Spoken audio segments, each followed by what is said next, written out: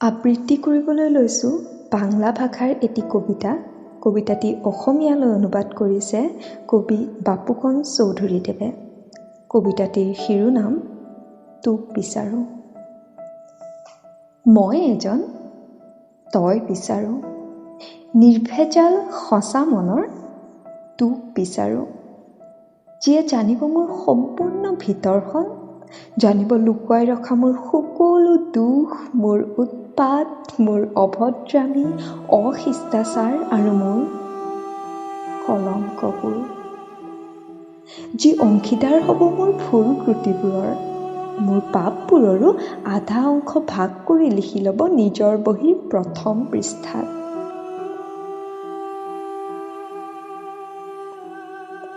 মই তেনেকুৱা এজন তোক বিচাৰোঁ, যাক বিনা দ্বিধাই উপহাৰ দিব পাৰিম মোৰ সমস্ত অনিয়ম, মোৰ অপাৰগতা, বদ অভ্যাস আৰু মোৰ উচ্ছৃংখলতা। মই হাউলি গৈ তেওঁৰ কান্ধত তুলি দিম মোৰ অসহায়ত্বৰ বোজা, মোৰ একাকিত্ব, নিসংগতাৰ কষ্ট, দুশ্চিন্তা আৰু হতাশাবোৰ। গোটেইবোৰ ঝাৰু মাৰি টানি টানি বান্ধি ভৰাব ডাঙৰ এক থৈলাত। তাৰপিছত ষ্টেচনৰ কুলিৰ দৰে মূৰত তুলি কঢ়িয়াব তেওঁ মোৰ সেই সমগ্ৰ অভিশাপ।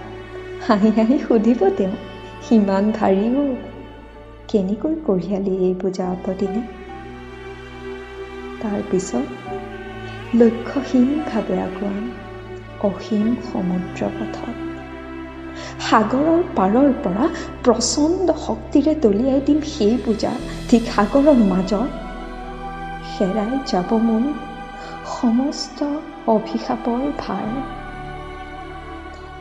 মোক ঠিক এনেকুৱা এজন তোক লাগে, যি কোনোদিনেই আপুনি বা তুমিৰ মাজত হেৰাই নাযাব। মই এজন তই বিচাৰোঁ।